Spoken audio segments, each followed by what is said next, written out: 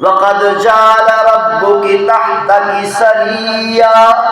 اے مریم، اگر آپ کو پانی کی ضرورت ہے، اگر آپ کو پیاس لگی ہے، قریب میں دیکھو میں نے چشمہ جاری کر دیا۔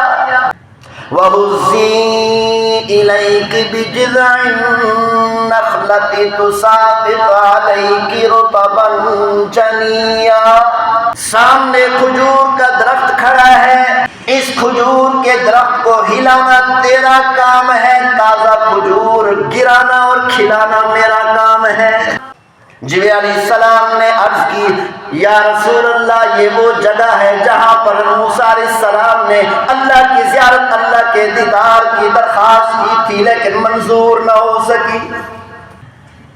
پیغمبر صلی اللہ علیہ وسلم کو یہاں سے بیت اللحم لے جایا گیا۔ بیت اللحم وہ جگہ ہے جہاں پر حضرت عیسیٰ علیہ السلام کی پیدائش ہوئی تھی، جہاں پر کئی کرامات ظاہر ہوئی۔ حضرت مریم علیہ السلام کو بچہ ہو گیا، ابھی تک شادی نہیں ہوئی، نکاح نہیں ہوا، بغیر شادی بغیر نکاح کی بچہ ہو گیا۔ بچے کی پیدائش کا وقت قریب ہو گیا، رونے لگ گئی، اے میرے پروردگار، میں کیا کروں گی؟ اپنی قوم کے اندر میری تو بڑی عزت تھی، میری قوم کے اندر میری قوم کے لوگ مجھے ولی اللہ سمجھتے تھے، آج اگر میں بغیر نکاح کے بچہ لے کر اپنی قوم کے پاس جاؤں گی،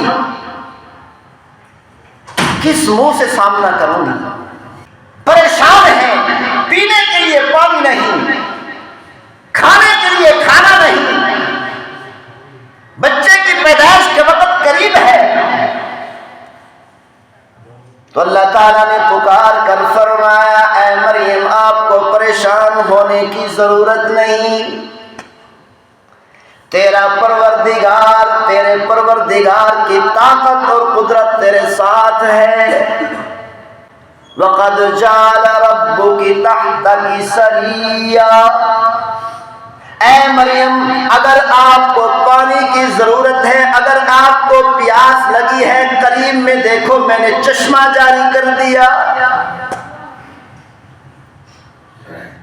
وَهُزِّي إِلَيْكِ بِجِذْعِ النَّخْلَةِ تُسَاقِطْ عَلَيْكِ رُطَبًا جَنِيًّا۔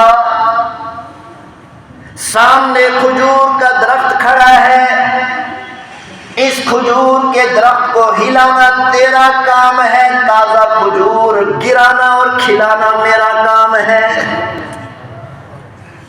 آپ کو پریشان ہونے کی ضرورت نہیں۔ فَكُلِي وَاشْرَبِي وَقَرِّي عَيْنًا۔ اے مریم، کھجور کھاؤ اور چشمے سے پانی پیو اور اپنے بچے سے اپنی آنکھیں ٹھنڈی کرو۔ بچے کی پیدائش ہو گئی، ہاتھ جوڑ کے کہتی ہے، اے میرے پروردگار، اپنی قوم کے سامنے کیا منہ لے کر جاؤں؟ بغیر نکاح کے، بغیر شادی کے، بغیر شوہر کے بچہ پیدا کر کے، بچہ اپنے ساتھ لے کر، اپنے ہاتھوں میں لے کر اپنی قوم کے سامنے کیسے جاؤں؟